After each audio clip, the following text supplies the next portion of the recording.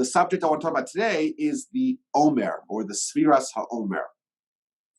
And this is a period between Pesach, between Passover and Shavuot. And we're told in the Torah, the book of Leviticus, in fact, we'll read it in a few weeks, we're told that there's a mitzvah to count 49 days from the second day of Pesach until the day before Shavuot, the day before the festival that we celebrate the giving the Torah, receiving the Torah at Sinai. And then that's the 50th day, and that's the day that we celebrate the receiving of the Torah. And the way it is formulated both in the Torah and in the mitzvah of how we count them is that there's 7 weeks. Each week is comprised of 7 days. So there's 7 weeks of 7 days. And what I wanted to do today is offer 7 different ways of viewing these days, what the message is, what are the themes, what are the concepts inherent in these special days, the days of the Omer. So before we begin, let's just talk about the absolute basics.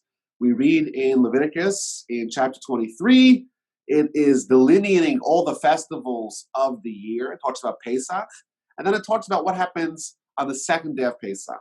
On the second day of Pesach, there is a special offering that is brought in the temple. It's called the Karban Omer, the Omer offering. This is, again, the second day of Pesach. It is a barley meal offering. It is brought the day after the first day of Pesach. In fact, this is actually one of the subjects that was a sticking point or a point of conflict between the Sadducees and the Pharisees of yore. This is one of the major differences, because the verse says you bring it after the Shabbos. And we know that the word Shabbos in Scripture is sometimes used to describe a Shabbos, a Saturday, the 7th day of the week, and sometimes it's used to describe a festival. So it says the day after Shabbos, it's referring to the day after the first day of Pesach, namely the festival that marks the beginning of Passover. On that day, you bring this special barley offering. With the bringing of the barley offering, with the bringing of the Omer, you are triggering a law, namely that all new grain is now permitted. And then the verse pivots to talk about there's a commandment to count 49 days from the day that you bring the Omer, 7 weeks, 7 complete weeks, 7 weeks or 7 days. And on the 50th day, you bring a second offering called the Shtei Halechem, the 2 loaves of bread offering. And that is the day, of course, of Shavuot. That's the day of the giving of the Torah. So there's a certain connection here, a certain continuum between Pesach. You have the first day of Pesach. There's no Omer then. The second day of Pesach, you bring this Omer offering and you start this process of counting. You count 49 days. And then on the 50th day, you bring a second offering, and that's the second bookend of this time period, this Omer time period. That's the Shtei Halechem. That's the wheat flour loaves of bread that you bring on Shavuot. So there's a lot of things going on over here. We have this festival that begins this continuum. We have a festival that concludes it. So we have Pesach and Shavuot being connected by these days. We have, of course, the new grains being permitted. We have these offerings bookending this time period. You have the Karban Omer, second day of Pesach, Shtei Halechem on the day of Shavuot, and then you have this mitzvah to count the days connecting those two ends, which of course is an unusual mitzvah. And it's even more unusual the way it's actually done. You don't just count the days, day 1, 2, 3, 4, 5, 6, 7, 7, etc. You count the days as a standalone entity. So today is 10 days. And then you count it a second way. Maybe you could do my hair this afternoon.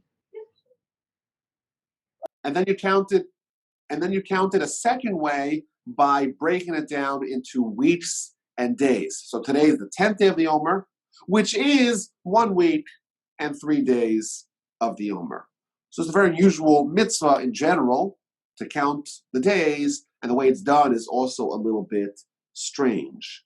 Moreover, there is a custom that is a very ancient custom. It's a ubiquitous custom not to shave during these times unless there's a need to, not to get married, not to make weddings, not to listen to music, because other things happened during this period, namely the death of the 24,000 scholars who were the students of Rabbi Akiva.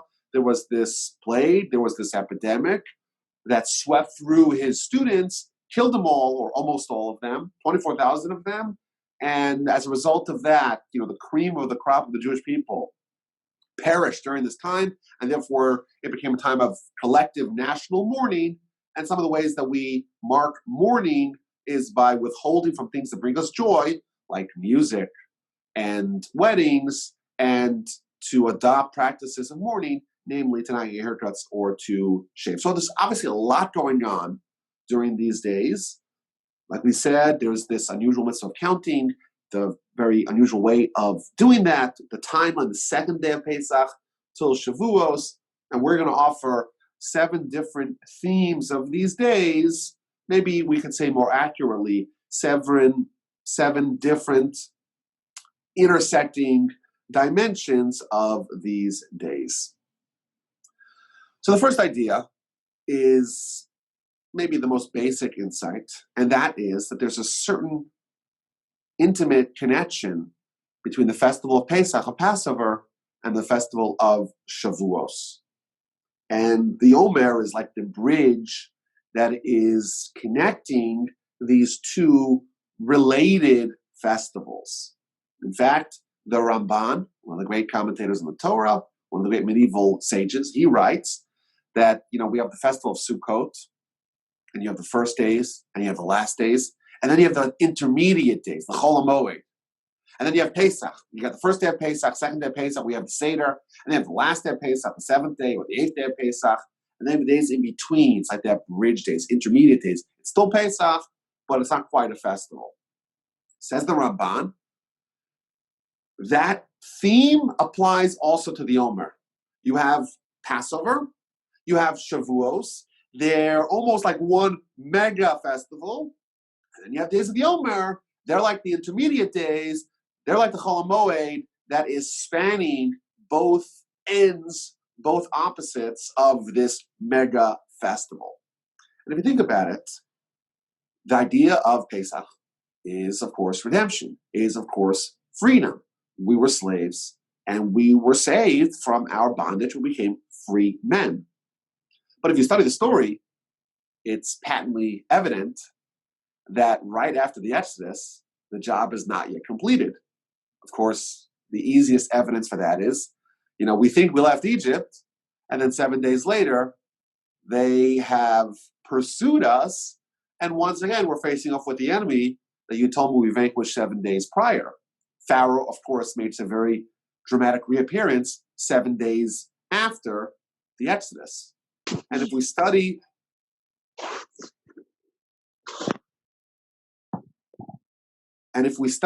the time period, the original story, Passover, Exodus, we leave.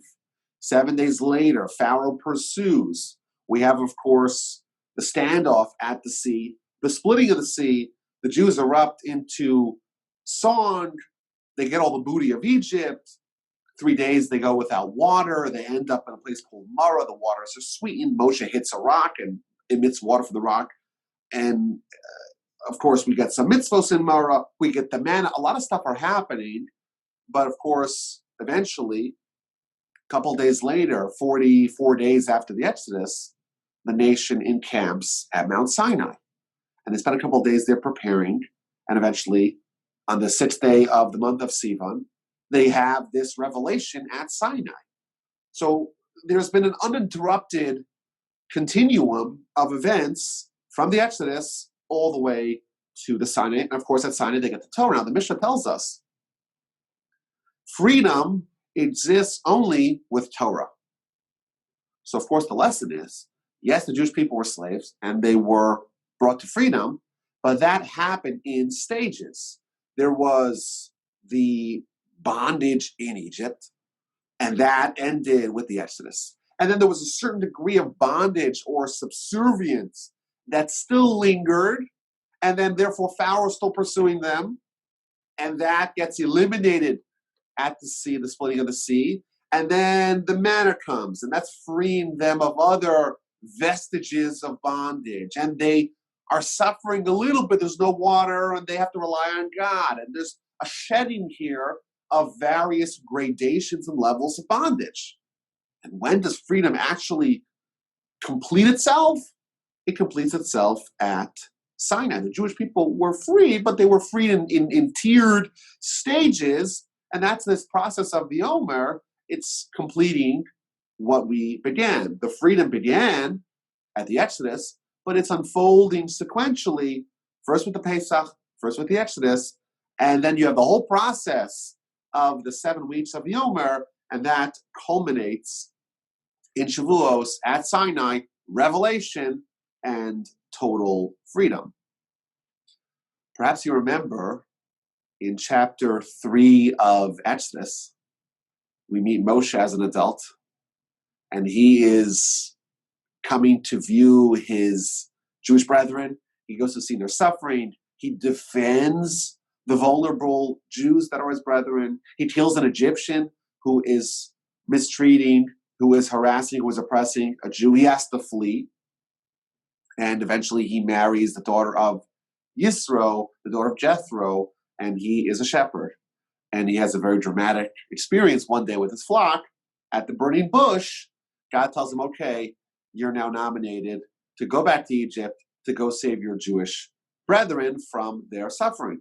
And that begins a very long dialogue where Moshe is resisting this mantle of leadership. And he is raising objection after objection. But it's interesting. Right at the beginning of that dialogue, Moshe tells God, who am I? I'm not worthy. I'm going to go speak to Pharaoh. I'm not going to go speak to kings. I'm going to take the Jewish people out of Egypt. And Rashi, of course, breaks it down what's happening. He's saying, I'm not worthy. The Jewish people are not worthy. It's not going to happen. And God tells him, this is verse 12 of chapter 3, the sign that this is going to be a successful mission is that when you leave, you're going to worship me on this mountain. And our sages tell us that this encounter, the encounter that begins the process of the Exodus, actually happened at Sinai. And God tells him, when you leave, you're coming back here. And that, of course, should inform us that there's a very intimate link between the Exodus, freedom from Egypt, and whatever's going to happen at Sinai on the festival of Shavuot. The Sinai experience is part and parcel of the Exodus. And our sages tell us even further. Moshe takes the Jewish people out of Egypt. And of course, when you're fleeing, you're very happy that you're leaving Egypt behind, but where's the destination? Where are we heading to? And our sages tell us that Moshe tells them, okay, we're going to a mountain called Mount Sinai. And on Mount Sinai, we're going to have this commune, this encounter with God. Well, when's that going to happen, they ask Moshe. And he tells them at the end of 50 days. So what do they start doing? They start counting. And every day, it's a check. We're one day closer towards our destination, towards Sinai.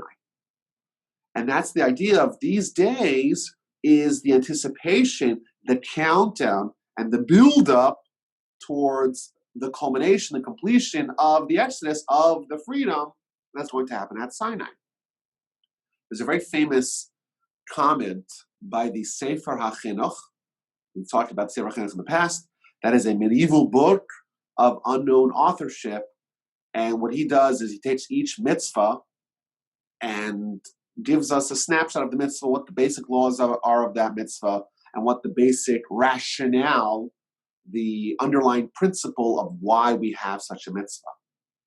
And he tells us that the reason why we count the omer, the reason why we're counting days from Pesach, from Passover to Shavuos, from Exodus to Sinai, it's because the essence of the Jewish people is Torah. The reason why the world was created is Torah.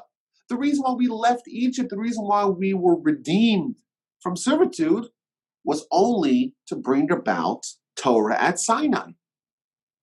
And therefore, because the essence of the Jewish people And the reason why we were saved, and the reason why we were elevated to our height and stature, it's only because of Torah, which was delivered to us at Sinai. Therefore, we were commanded, the second day of Pesach, to start counting the days in anticipation and to elevate within us, or to demonstrate within us, to manifest within us, the great desire of that day. There's something very important, very powerful, very essential about the calendar that's upcoming. There's a day, a powerful day, that is soon to be with us, and therefore we're so excited, and we are counting the days as if, he gives the example, comparable to a prisoner who is counting the days towards freedom. There's something so powerful that's upcoming. There's something so transcendental in our immediate future. We're so excited about it. We're counting the days. Today's day 10, day 50, we know something really powerful is happening. And one of the questions that everyone asks is, well, doesn't it make sense to count down? If we are only solely counting towards the goal, maybe we should start at 49, count down till 0. There's many answers to that question. Some suggest that, well, it's kind of depressing to think about how many days you have left. Oh my gosh, 49 days. It's more inspirational, it's more positive, it's more optimistic to count what you have accomplished towards that goal. That's one of the answers. There's many, many answers to this question. But a consensus principle, this is going to bring us, I think, towards the next idea, the next theme, the next dimension of these days. A consensus principle is that these days are not days of idle anticipation, of idle awaiting. These are days that we are building towards something. We're not just counting down to our destination. The omer, the time of the omer, is to build ourselves, to ready ourselves for the receiving of the Torah. It's different than an inmate just Xing off those days on the calendar till you have freedom. You're not just killing time. You're not just eliminating obstacles before your goal. You're building towards that day. Each one of these 49 days is another rung in that ladder. And the structure of how this works, and I know we've mentioned this in the past, the Jewish people achieved a certain climax twice. The first night of Pesach, there was a revelation that was repeated at Sinai. The first night of Pesach and Shavuot has the same spiritual power. We talked about it being like as if it's one big festival that's connected with the intermediate days. On a philosophical level, there was a revelation of God at Sinai that was matched only by the revelation of God on the first night of Pesach, on the actual night of the Exodus. But there is a fundamental difference between the first time it happened, namely the first night of Pesach, the night of the Exodus, and the second time it happened at Sinai 50 days later. The first time, it's temporary. It's unnatural. It's this external upswing to the highest level. The Kabbalists tell us that the Jewish people were this close from eternal damnation. The way they phrase it is that there's 49 levels of holiness and 49 levels of impurity. The Jewish people were on the doorstep of going beyond the point of no return and of condemning themselves for destruction. In the words of the prophet, they were spiritually naked. They only had the blood, so to speak, or the bloods. The blood of the Passover sacrifice, that was their one merit. And the blood of their circumcision, that was their second merit. That was the only redeeming qualities that they had. So what happens the first night of Pesach? Something, a flash, unleashes itself in the world. God himself, no angels, no intermediaries, he just appears. And this is such a powerful experience, all the firstborn die. They can't handle it. They are given certain tools to absorb spirituality, but it burns right through them. But the Almighty passes over the Jewish people's house, and they have the experience without the danger. But did they earn that experience? Did they get to that highest 50th level of holiness on their own?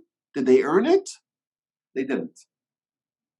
And therefore, after they're given a taste of what this highest level of holiness, of what it's like to be taken from the 49th level of impurity and ascended to the 49th and 50th level of holiness, and they've been given that free, pro bono, unearned, unnatural, on day 2 of Pesach, they go back to the bottom floor, they go back to ground zero, and then over the next 49 days, step by step, run by run, they earn it, they build it, they take the steps necessary to actually become worthy of once again achieving level 50.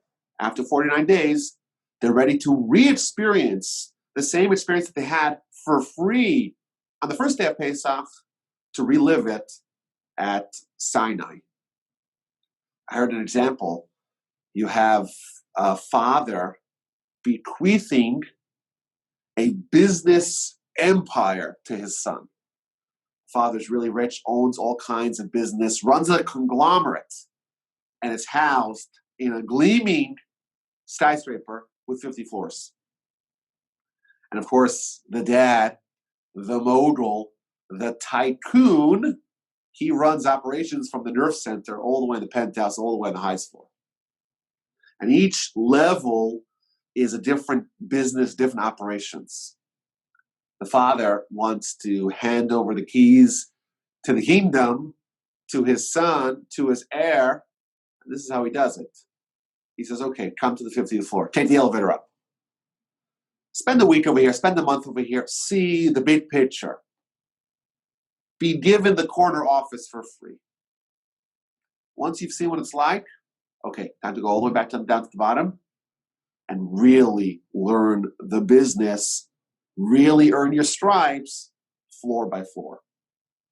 At Sinai, we have ascended floor by floor, 50 floors, and we have once again gotten back to the place that we took the elevator up to on the first day of Pesach. And this explains the role of the omer. You know, if omer is connecting Pesach to Shavuos, you would think naturally to start from the first day of Pesach. First day of Pesach, you start counting the omer. You start getting into that mode. The answer is no. The omer is not merely counting days between two festivals. The omer is about building up to once again reacquaint ourselves, recreate the scenario, the situation that was present on day 1 of Pesach. And I think this leads us into the second theme of these days. Of course, these days are a bridge between Pesach and Shavuos, and there's a certain internal consistency threading those two festivals. But a central theme, of course, it's related, is that these are times of preparation and anticipation. We have a principle. This is a bedrock principle of Torah philosophy. Nothing great can be accomplished without proper requisite preparation. If you want to relive the experience of the festivals, if you want to actually absorb the lesson, the takeaways of these grand days, you have to work hard to get there. If we did Pesach correctly, we experienced the degree, a modicum of redemption ourselves on Pesach. Now it's time to prepare for Torah, to prepare for Shavuos, to prepare for Sinai. We have the Omer period to polish ourselves. The full name of the Omer period is called the Sifaras HaOmer, which means the counting of the Omer, or the days of the Sephira. Now, if you listen to that word Sephira, it sounds a lot like a word called sapphire. And in fact, in Hebrew, the gem, the sapphire, is called a sapphire. Isn't it interesting? Point out the commentaries. that the days of the Sifaras HaOmer, the counting of the Omer, it sounds a lot, it rings like the Saphir, the Sapir, the sapphire. And the commentaries explain, it's not a coincidence. These are days that we have to polish ourselves to become a gem worthy of Sinai. And we have 49 days to get ourselves in the zone, to get ourselves prepared, polished, ready to go for that experience, to relive it. And in fact, there is a ubiquitous custom throughout these days to study Pirkei Avos, to study the chapters of our fathers. This is the guidance of our forebearers.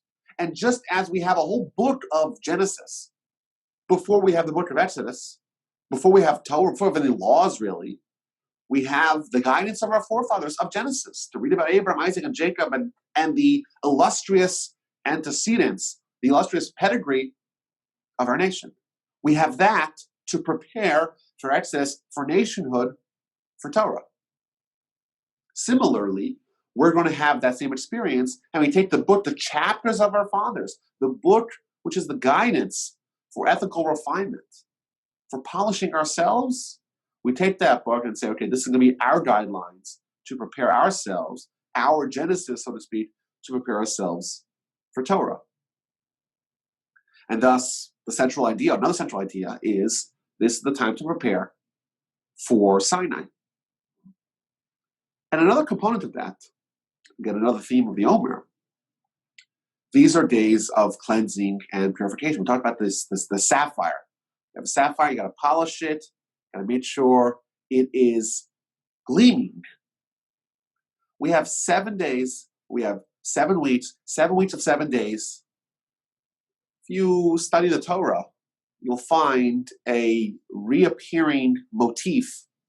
7 days creation, 7 days perfection, 7 days purification. So for example, we have all these laws, purity and impurity, in the book of Leviticus, and almost all of them, it takes a period of 7 days to be purified. You have the Nida, the Zava, the Zav, the Yoledis, the Mitzorah, all of these laws of people that become impure, very draconian, complicated laws, but invariably they have 7 days of renewal, 7 days of purification, 7 days of cleansing. And of course, that parallels the 7 days of creation. When someone is impure, you don't just brush off the impurity, you recreate the new person, so to speak, in a new paradigm, in a pure paradigm. And thus, 7 days of creation, 7 days of purity, when someone becomes pure, they're like a new person, clean slate, brand new, square one, all the opportunities are available. What do we have with the Omer? It's not just 7 days. It's 7 weeks of 7 days. It's 7 squared. We have purity with 7 days, uber duber purity, thorough cleansing, uber purging of all the sins, uber cleansing, and uber preparing ourselves to be those people to stand at the foot of the mountain, to be ready to experience God at Sinai. In fact, there is an interesting Mishnah in chapter 2 of the book of Videos. In fact, a very interesting book, a subject for a different discussion. But it's like a random miscellaneous collection of teachings, very interesting. But the last Mishnah of chapter 2 reads as follows. There are 5 things that took 12 months. The judgment of the people of the flood, the judgment of Job, the judgment of Egypt, the period from when the plagues began to the Exodus, 12 months. The judgment of Gog and Magog, which is some sort of futuristic war, 12 months. And finally, the judgment of the wicked in Gehenna, 12 months. So these 5 periods of judgment, each one of them takes 12 months. Says Rabbi Yochanan ben Nuri, this is a dissenting opinion. It's not 12 months. The wicked don't get judged in Gehenna for 12 months. No, they get judged from Pesach to Shavuot. Now, what does that mean? So incidentally, I want to point out that when it says 12 months, at least according to Rashi, and that's the only comment that I've seen, it doesn't really mean just 12 months, it means a year, a full year. Which, by the way, the reason why when we have a deceased parent, the custom is to say Kaddish for a year. Why do we say Kaddish for our parents that pass away? The reason why is because this year following their passing, they're in a vulnerable state. They're potentially being judged. And therefore we can aid our parents in the event that they have some sins that need to be cleansed in Gehenna. We know that it could be 12 months that they could potentially be there, and therefore 12 months we're saying Kaddish because someone after they've passed, they themselves can't do any mitzvos, but their children, they're like a spiritual extension of themselves, and therefore the child who does a mitzvah, child who says Kaddish, child who testifies to God's total dominion, that can aid and that can assist the parent potentially going through a challenging cleansing process in Gehenna. Now, traditionally, we only actually say it for 11 months because we don't assume that our parents are that bad, that they need the full, the full regime of 12 months. Maybe 11 months. Some people have a custom say 12 months, but others say no. We'll just do the 11 months. We assume that at least there is some righteousness and meritoriousness, and therefore we'll say just the 12 months. Now, why does it take a year to be cleansed in Gehenna? So I have my own theory. Talmud tells us that there are 248 positive mitzvos. If you count the times that the Torah tells us do something, 248 different commandments, whereas with the negative commandments, 365. Says the Talmud, equal to the days in a solar year. Now, what that means, I don't know. But isn't it interesting? Talmud tells us there's 365 days in a solar year, 365 corresponding sins. When you are cleansed from your sins, it takes 365 days. Maybe each day there is a judgment for a given sin, and therefore the maximum, if someone does all 365 sins, well, then they'll need 365 days to be purged, to be cleansed from all of those sins. Maybe, who knows? But interestingly, when the Mishnah is talking about post-mortem spiritual cleansing, it says, according to the original opinion, 365 days, 12 months. And then we have this dissenting opinion. No, it's not 12 months. It's 50 days between Pesach and Shavuot. What this is revealing to us is that the power of these days are for cleansing and purging. When we look at the concept of Gehenna, and I want to talk about it, of course, it's a big subject, and it's one that people get heated, pardon the pun, about, and one that people are very intrigued about. Maybe we'll schedule that when we talk about the 13 principles, because it does appear in the principles. When we talk about this idea, the idea of someone going to a place called Gehenna to cleanse their sins, it's very important for us to remember this is not God getting revenge. This is someone, a soul, that its natural destination is to be in close proximity with God. And therefore, as a result, it has to be fitting, has to be ready for such a stature. And a sin sullies souls. A sin sullies the souls. So if something in their soul needs to be cleaned, it has to be power washed, it has to be cleansed before they can achieve their ultimate destiny of being close to God. And our sages tell us what time is most propitious, is most auspicious for soulful cleansing. The days spanning Pesach, and Shavuos, the days of the Omer, the days of the Sefira. Like we said, it's the polishing of our sapphire. Our soul's like a sapphire. Sometimes it gets some smudges. Sometimes it gets some alloys. We need to polish it. When's the best time to do that? The best time to do that is right now. It's a lot better. It's a lot more pleasant to do that now and not have to wait and to endure the Gehenna. Let's do it now, and specifically at the time that is most designed for that. Think about it. The Jewish people, they leave Egypt. What are they? They're a nation that has spent a lot of time surrounded by idolaters, and some of those mores filter and practices filtered into their behavior. And now what's going to happen? They're going to have prophecy at Sinai? How's that going to happen? You got to cleanse. You got to make yourself a vessel worthy of that experience. And therefore, that theme is central to these days. And therefore, during these days, we are tasked as well with preparing, cleansing ourselves from our sins, from our impurities, from our spiritual alloys, and prepare our soul for Sinai and cleanse our soul from any hiccups, any past misdeeds. I saw Bruce had a question. How do I see how to pull it up? Give me 1 second. Chat.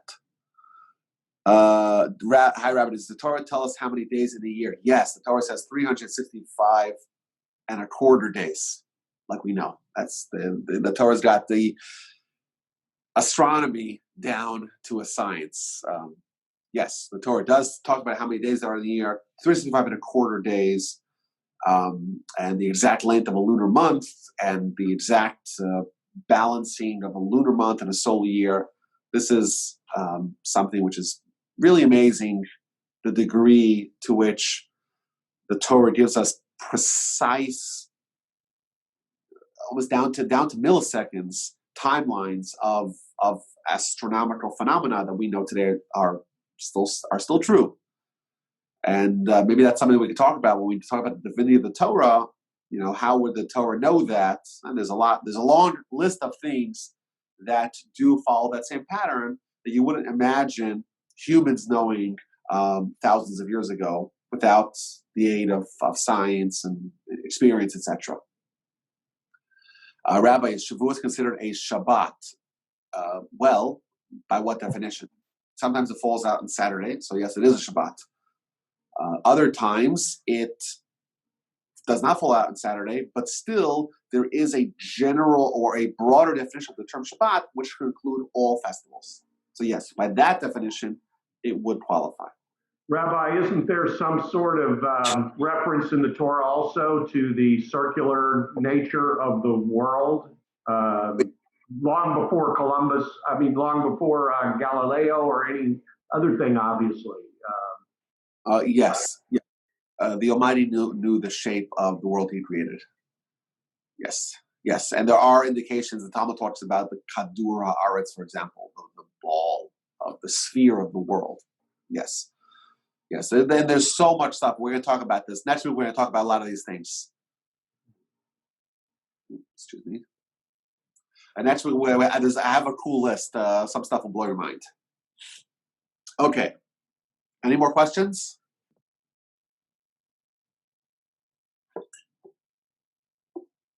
Again, either I'm doing my job perfectly or terribly. So there is another theme of these days. And again, it's another theme, but it's interrelated, but it's another dimension of how to look at these days. The Torah frames the days of the Omer, the counting of the Omer, as the bridge, as the continuum connecting two offerings brought in the temple. One of them is a barley meal offering that's brought the second day of Pesach. And one of them is a wheat loaf offering, the 2 loaves of bread, corresponding, of course, to the 2 tablets, the tablets of testimony, the tablets of Sinai, that's brought on Shavuos.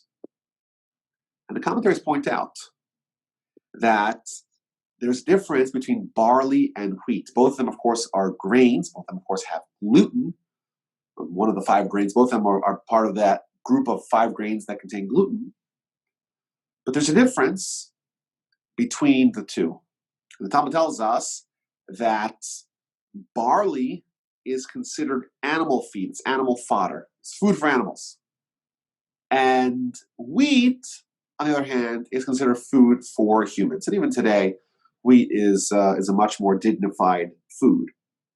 And therefore, that is highlighting the transformation of what's happening between the Jewish people subjugated to Pharaoh and the Jewish people submitting themselves to God. We were we were like animals to a certain degree. We have this barley within us, this barley food that we're testifying, that's us. And over the course of these days of the Omer, we're upgrading ourselves to bring the wheat and to bring the human food, so to speak, because now, over the course of these days, physiologically, we're trying to change ourselves and say, okay, an animal has a body, a human has a body. So where is the difference? The difference is only in the soul. And to a certain extent, in Egypt, we were like an animal. We were living as bodies. Our soul, which is innately subjugated to God, it was dormant. It wasn't operating within us. And that's why we couldn't have had prophecy. And over the course of these days, we are unearthing and elevating and raising to prominence our latent, holy, angelic soul. And that, of course, is what defines us. What makes us as a human is that, not the body. And once our soul is present, of course, our soul can very easily and very naturally have a commune, have a conversation, have prophecy with God. And therefore, that represents this transformation from beast to angel that happened, of course, with the Jewish people at the Exodus to Sinai. And of course, we're trying to recreate that each year during the days of the Omer. But there's a deeper level to this point. The barley offering is a very rare phenomenon. There's only 2 offerings of all the offerings. There's many, many offerings. Read, of course, Leviticus, all kinds of sacrifices, and some of them are offerings of flour, grain, breads, matzahs. Only 2 of them are made out of barley, are made out of animal fodder. And they are the one that's brought every year on the second day of Pesach, the Omer offering. And the second barley offering is brought by a suspected adulteress by a sota. A woman is suspected of adultery. Many laws, of course, governing how exactly, what the criteria for that law to be in place. But she brings an offering during the process of the protocol of the sota. And then you have something brought of wheat, and that is brought on Shavuos. There's a deep insight here. The sota, of course, is the suspected adulteress, is the woman who has been acting unfaithfully, who has rebelled, so to speak, against the union. Jewish people, they're in Egypt. Where do they come from? They come from Abraham, Isaac, and Jacob, the founders, the pillars of this relationship, people that were close to God more than anyone else in history. And what happens? They descend to Egypt, both geographically and spiritually. They become indistinguishable from their Egyptian neighbors. They become sinners. They become idolaters. They become people who rebel against God. And what happens? We have to uplift them with the Exodus. And of course, the Exodus is temporary. Day 1. Day 2, realize where you're holding. You're at the level that is paralleling the sota, the suspected adulteress. You have rebelled. You have refused to recognize where you come from, to recognize your origin. There is a fascinating teaching in the Talmud, of course, talking about something entirely different, but it may be related to this point. The Talmud is brought down in several places. One of them is in the book of Brachos, page 40a. It's asking the question, what was the fruits of the tree of knowledge? You know the story, Adam and Eve, they eat the fruits, forbidden fruits, and everything changes. What was the fruit? So we're told in popular culture was an apple. Well, was it? Talmud says maybe not. Talmud brings three opinions as to what it was. According to Rabbi Meir, it was a vine. Why? Because nothing brings as much wailing as the vine. That's the first opinion. Comes along Rabbi Nehemiah and says, no, it was a fig. Why?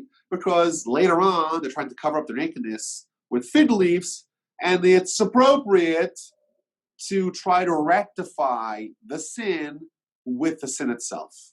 And therefore, they sin with the fig and try to fix it with the fig. That's what Rabbi Nehemiah says. Comes along Rabbi Yehuda, and he says, no, it was wheat. Why? Because a child does not recognize their parents until they start eating bread, until they start eating wheat. And therefore, this is called the tree of knowledge. And therefore, what gives someone knowledge? It's the bread, it's the wheat. That's what Talmud says. Now, obviously, if we were trained to know how to process teachings of the Talmud, we know there's a lot going on over here, and there's a lot of things beneath the surface. But isn't it interesting that the Talmud describes wheat as the food that when a child has it, it's associated with recognizing their parents, with recognizing their origin. Maybe we could suggest Jewish people in Egypt, we forgot our origin. We forgot where we came from. We forgot our destiny, our history, what were the foundations of our people. We forgot Abraham, Isaac, and Jacob. We forgot the role that we're supposed to play in history. We became like the Egyptians. We rebelled against that. We became like the suspected adulteress. And that, of course, marks the beginning of this transformation. What does the end look like? At the end, we're no longer eating the barley. We're no longer eating the food or presenting the food that is related to rebellion. Now it's the food that's related to recognizing your parents, so to speak, recognizing your origin, knowing where you came from, and knowing what you stand for. I saw a very interesting calculation. How many days are we counting between Pesach and Shavuos during the Omer? So, of course, you read the verse, you're counting 49 days. 7 weeks. Each week is comprised of 7 days. 7 times 7, 7 squared, 49 days. However, as we mentioned earlier, the way that this counting is done is a little bit unusual. You don't just count the days. You count the days, and then you say, well, let's do the math. If today is 10 days in the Omer, then it's 1 week, because each week is 7 days, and it's also 3 more days. So you would say, today is the 10th day of the Omer. That's one counting. And a second counting which is 1 week and 3 days. So every day is counted twice, with the exception of day 1, because there's no weeks. Day 2, 3, 4, 5, 6, there's no weeks, right? Because there's no weeks yet. Day 7, you say today's the 7th day, which is 1 week in the Omer. So from day 7 and on, you count twice. So you have 6 days where you count once, and then 43 days for the total of 49, where you count twice. So how many times are we counting? How many days are we counting? Well, let's do a little bit of math. If for 43 days of the 49 days, we count twice, because you count today's day 7, 1 counting, which is 1 week, a second counting. Today's day 8, 1 counting, right? 3, which is 1 week and 1 day. Again, another counting. So 43 times 2 is 86, plus 6, the first 6 days where you count only once, a total of 92 days that we count. Interesting law. A woman who gets divorced or whose husband dies, of course, she's now a free agent. She can marry whomever she wants, almost whomever she wants. However, the law states that she has to wait before she gets married. So a woman gets divorced today, she can't get married tomorrow. Why? Because what's going to be, in 9 months there's a baby, we don't know who the dad is. Because today she's married to person A, tomorrow she's married to person B, and we have no idea who the paternity is, because, of course, if they're actually legally married, maybe there's some conflict, but so what? If they're legally married, we assume that there is a potential of intercourse there. And therefore, if the husbands are too close to each other, we're not going to differentiate between this father and that father. We're not going to know the paternity. That's what the Talmud says. Well, how long do you have to wait? It says the Talmud, you got to wait 90 days, because with 90 days, after 3 months, you can already tell that someone's pregnant. So we're able to differentiate between husband A and husband B. We'll know who the father is. However, the law states that it's 90 days, not including the day of the divorce or the day of the new marriage. So really, it's 92 days between both unions.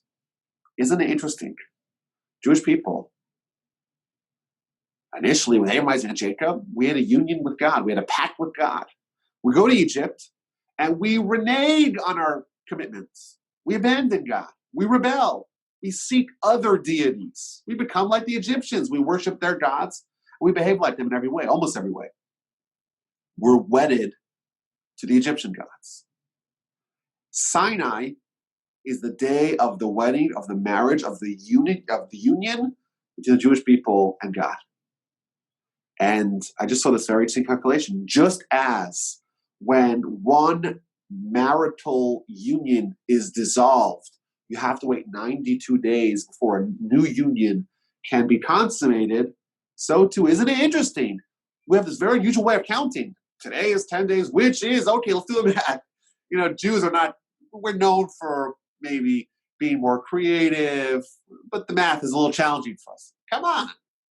Today's 10 days, which is 1 week plus 3 days. No, we're actually counting 92 days because we're trying to indicate that what's actually happening here is a absolvement of one union and the consummation of the union that we have with God. And again, that matches this idea of we were like the Sota, we were rebellious against God, and now we recognize our origin. We have that barley to wheat transformation, and that is similar to the absolvement, the annulment of one union and the consummation of a new one. And there's another theme in these days, namely the period of mourning for the students of Rabbi Akiva. The Talmud tells us Rabbi Akiva was a great scholar, and he had an academy, and the academy numbered 24,000 students, but they all died because they didn't treat each other with the requisite respect, the requisite honor. And the world was empty until Rabbi Akiva had 5 more students. And these 5 students gave us the rest of the Torah. They are Rabbi Meir, Rabbi Judah, Rabbi Yossi, Rabbi Shimon, and Rabbi Elazar ben Shamuel. When did they die? Talmud tells us, the book of Yevamos, page 62b, they died from Pesach to Shavuos. Now, the 33rd day of the Omer is the day when they stop dying. And therefore, that's a mini celebration or mini holiday, because we have the mourning period, and then we have this one day of respite, this oasis where they stop dying. And as a result, even though these days are very positive days, we're building from Pesach to Shavuos, we're changing ourselves, we're upgrading, we're cleansing, we're purging, we are transforming ourselves, but there is a custom for us to adopt a certain degree of mourning. We don't get haircuts, we don't shave, again, this is a custom, so if someone needs it for their business, and of course, each situation is different. There's someone on the block, he has to wear a protective mask, so he actually had a beard, we had to cut it off. Again, this is not a hard and fast law, it's a custom. But this idea, we don't make weddings, we don't schedule weddings for this time. Not that we would be able to do it even if we did schedule it. We don't schedule weddings for this time because it is a day of mourning. How does this relate to what's happening on Pesach to Shavuos on the Omer, the general theme of the Omer? So I think there's a deep connection between these days. Of course, Rabbi Akiva represents Torah. His students represent Torah. These days represent preparation for Torah. When we talk about preparation for Torah, we're indicating that not everyone, not anyone, is an appropriate receptacle, an appropriate repository, an appropriate vessel of Torah. We have to make ourselves into someone that's worthy of having Torah. These students of Rabbi Akiva, they didn't treat each other with the requisite respect. And therefore, they died. And they died at this time, at the time that we are trying to prime ourselves, to prepare ourselves. Sometime where historically our ancestors did prepare themselves for Torah, this is a time where people who are not worthy of harboring Torah are weeded out, so to speak. They didn't have proper respect for each other. And therefore, as a result, they died at this time where people have to choose. Am I going to be someone who is worthy of receiving Torah, or am I going to choose to be someone who's not worthy of receiving Torah? The Jewish people historically, they said, yes, we're in. Where do I sign? How do I prepare? 49 days to get ready. Students of Rabbi Akiva, they didn't treat each other with the proper respect, and consequently, they perished in this time. Maybe one of the most famous comments in Rashi in all of Torah, when it talks about the Jewish people encamping by Mount Sinai.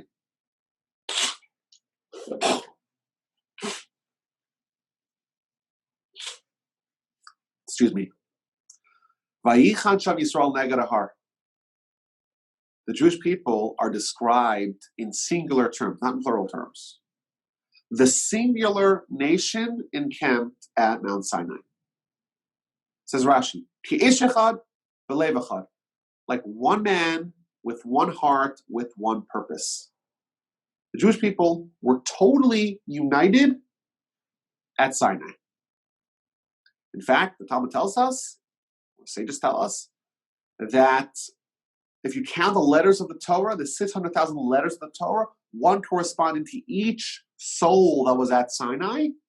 And just as if you have a Torah that's missing even one letter, the whole Torah is invalidated, so too, if the Jewish people, if there was one person that was not on board, they wouldn't have been worthy to receive the Torah.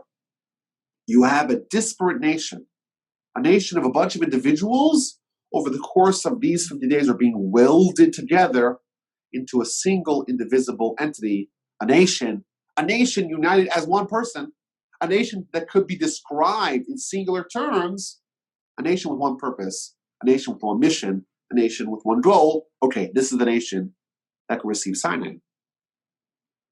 Rabbi Akiva students, they don't treat each other with respect. The only reason why you would not respect someone else is because you view them as an external entity, as someone who is not you. This is a foreigner. This is an alien. This is an other. And therefore, you are demonstrating, or the students were demonstrated, that they were not cut out for Torah. And therefore, at the time where people have to choose, are they cut out or are they not cut out, they died because they didn't treat each other with the requisite respect. There's 49 days for us to get ready.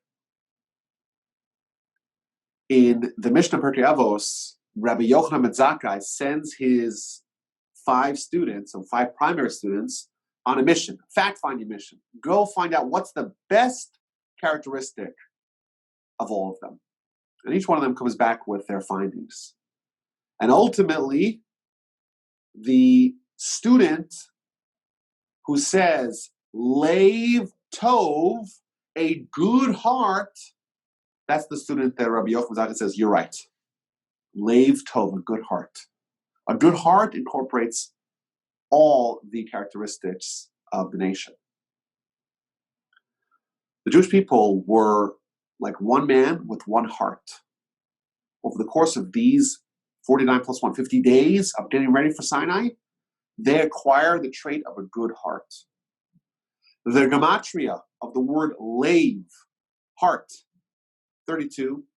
The word tov, 17. The total is, of course, 49. These 49 days are 49 days for us to acquire the leiv of the good heart, to become worthy of being one nation, one man with one heart, and being ready for Sinai. And thus, this brings us to our final theme. There's got to be a special emphasis on viewing the other positively, of trying to find the good, trying to see the good in another person, trying to have goodness exuding from your good heart, to try to create unity between you and your brethren, to try to remove division and schism and factionalism and fractionalism between you and others, and to try to unite as much as possible to become ready for Sinai. Yes, there are some contradicting themes of this day. On one hand, we're told it's days of mourning, Rabbi Akiva students died. On the other hand, it's days of preparation, days of anticipation, days of joy with the pending celebration, with the pending matrimony. I think, in effect, we're given a choice. Which kind of experience do we want to have over the course of these 49 days? Do we want to be the people who are building, who are continuing the process of Sinai, continuing the process of the Exodus, trying to unlock as much redemption and freedom as possible, taking what we've earned on Pesach and trying to continue it to earn Shavuos as well, to prepare, to anticipate, to count, to await, and to build towards that day, to purify ourselves, to polish the sapphire that we have within us, to take the barley, the beast food, and try to turn it into the man food, to turn it into the wheat, to unearth the soul that we have within us, to take the rebellious nature of the sota, of the adulteress, so to speak, and to become like the child who knows, to become like the child, and to become like the child who knows how to recognize their parents with the wheat. Are we going to have that special emphasis of welding together as a nation, becoming that good heart? Or are we going to suffer the fate, so to speak? Are we going to try to live these days as the students of Rabbi Akiva, and then these days are days of mourning? So these are some of the themes, 7 themes, like I said, they're all related, they're all interconnected. But these are very powerful, important days. It's not just an isolated mitzvah, let's just count days. It's not like the Torah has an inefficient calendar. We need to just offset or outsource. We need to outsource the counting to everyone else, or else we'll just lose the count. Of course not. There's very powerful meaning behind these days. These are days of, or capable of at least, tremendous personal growth and transformation. Like we said, there is a custom to study the laws or the book of the chapters of our fathers to prepare ourselves. And if we do it properly, we do it correctly, hopefully we all will, we will be prepared better than ever for Sinai, for Torah. We'll be united as a nation. We'll have that good heart. Our sapphire will gleam, will be shiny, will just be bursting with life, and we will be ready for the grand matrimony of Sinai on the Festival of Shavuot at the end of this 50 days of transformation. My email address, as always, is rabbi@wolbe.com. I look forward to hearing from you. Any questions or comments or feedback of any